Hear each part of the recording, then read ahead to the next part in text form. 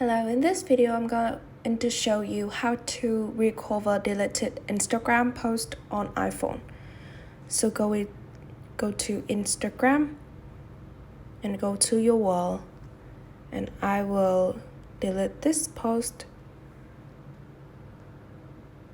And here it say you can restore this post for the next 30 days from your account settings.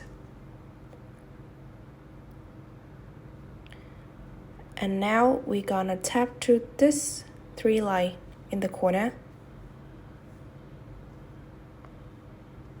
and scroll down until you see your activity.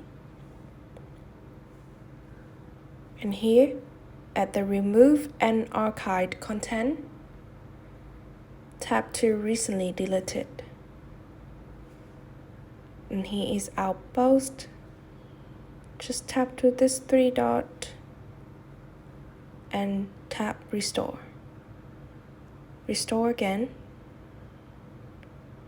And you need to confirm it's you to restore or permanently delete content.